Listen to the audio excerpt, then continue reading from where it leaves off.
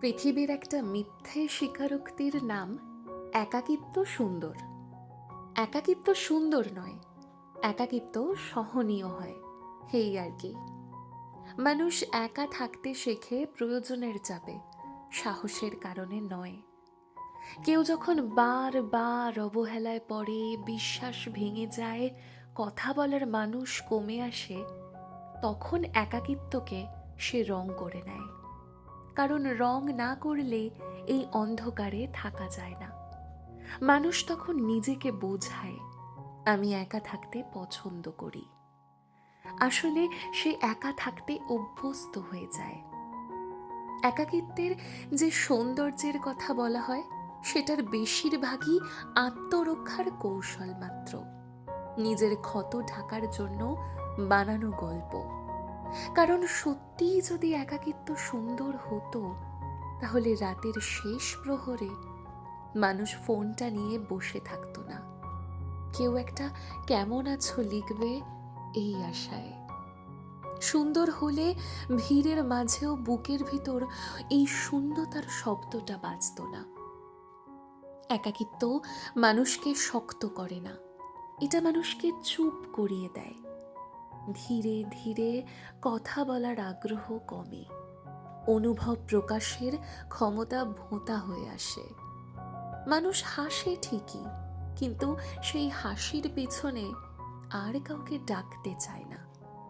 একসময় সে বিশ্বাস করতে শুরু করে, আমার কাউকে দরকার নেই।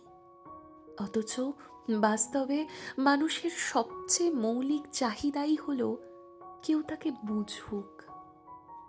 আমরা একাকিত্বকে সুন্দর বলি, কারণ আমরা সম্পর্কের ব্যর্থতা স্বীকার করতে চাই না। আমরা বলতে চাই না আমাদের শোনা হয়নি, ধরা হয়নি, যত্ন পাওয়া হয়নি। তাই বলি, একাকিত্ব সুন্দর।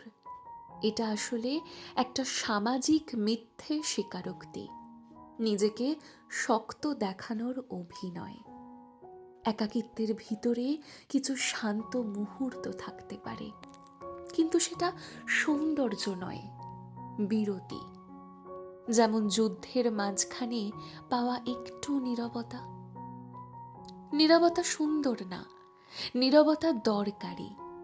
মানুষ শেষ পর্যন্ত মানুষই, সে কারোর কাছে ফিরে যেতে চায়, কারোর কণ্ঠে নিজের নাম শুনতে চায়, কারোর কাছে দুর্বল হতে চায়। একাকিত্ব সেই চাওনাগুলোকে মেরে ফেলে না, শুধু চুপ করিয়ে রাখে। তাই পৃথিবীর সবচেয়ে প্রচলিত মিথ্যাগুলোর মধ্যে একটা হলো একাকিত্ব সুন্দর। কারণ মানুষ জন্মায় একা, কিন্তু বাঁচে অন্য মানুষের ছায়ায়।